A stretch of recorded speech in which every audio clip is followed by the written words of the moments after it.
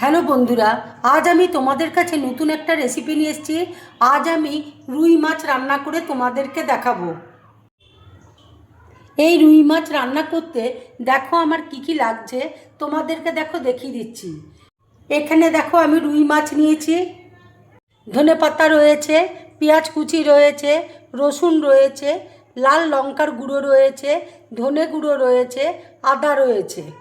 এখানে দেখো নারকেল কুচি করে নিয়েছি, এখানে চিনে বাদাম রয়েছে, এখানে কাশ্মীরি লঙ্কার গুঁড়ো রয়েছে, নুন রয়েছে, লেবুর রস রয়েছে, হলুদ আছে। এবার দেখো মাছের মধ্যে আমি নুন দেখো দিয়ে দিচ্ছি, লঙ্কার গুঁড়ো দেখো দিয়ে দিচ্ছি,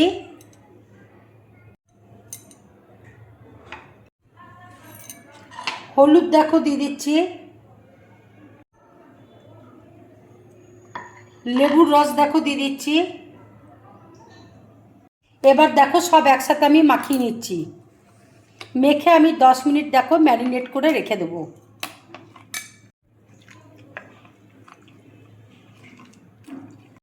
10 মিনিট দেখো হয়ে গেছে। এবার আমি মাছগুলো তেলের কড়াইয়ে দেখো সর্ষের তেল দিয়েছি, তেল দেখো গরম হয়ে গেছে। এবার আমি এক এক করে মাছগুলো তেলের মধ্যে দিয়ে দেবো।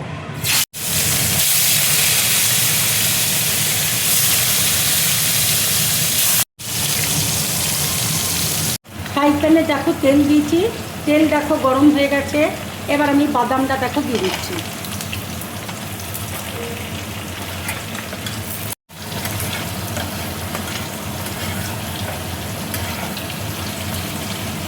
এবার দেখো নারকেল কুচি দিয়ে দিচ্ছি,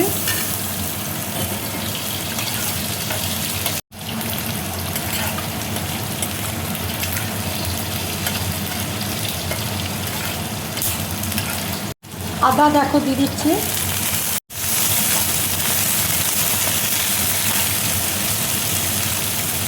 রসুন দেখো দিয়ে দিচ্ছি,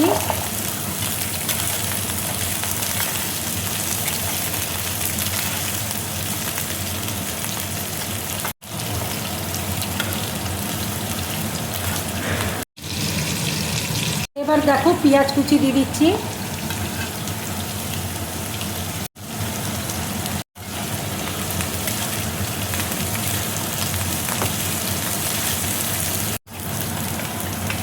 এবার দেখো ধনে পাতা আমি দিয়ে দিচ্ছি,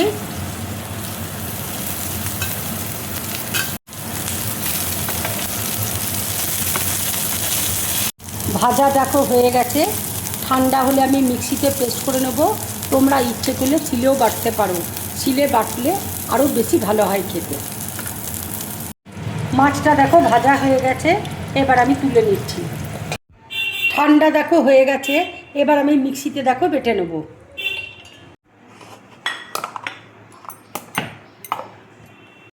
মশলাটা দেখো মিক্সিতে পেস্ট করে নিয়েছি।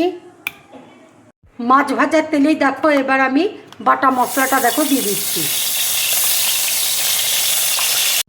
মিক্সির মশলা ধোয়া জলটা দেখো দিয়ে দিচ্ছি, হলুদ দেখো দিয়ে দিচ্ছি, লঙ্কার গুঁড়ো দেখো দিয়ে দিচ্ছি,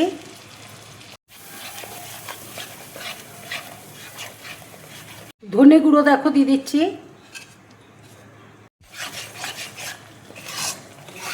এইভাবে মাছ রান্না করে তোমরা গরম ভাতের সাথে খাবে, খুব ভালো লাগবে খেতে।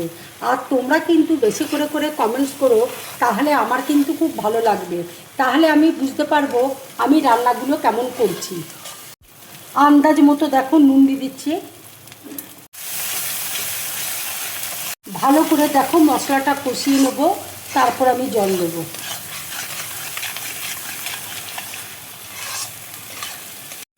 মশলাটা দেখো কষানো হয়ে গেছে, মশলা থেকে দেখো তেল ছেড়ে দিয়েছে। এবার আমি জল দেখো দিয়ে দিচ্ছি।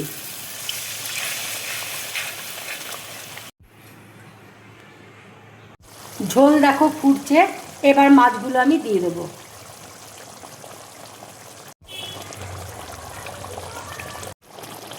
কাঁচা লঙ্কা দেখো চিড়ে রেখেছি, কাঁচা লঙ্কা দেখো দিয়ে দিচ্ছি। মাছটা দেখো হয়ে গেছে, এবার আমি গ্যাসটা অফ করে দিচ্ছি। আমার এই রান্নার রেসিপিটা যদি তোমাদের ভালো লাগে তাহলে লাইক করবে, শেয়ার করবে আর ড্রিম ব্লগ চ্যানেলটাকে সাবস্ক্রাইব করবে। তোমরা বেশি করে কমেন্টস করবে, তাহলে আমার খুব ভালো লাগবে। নমস্কার।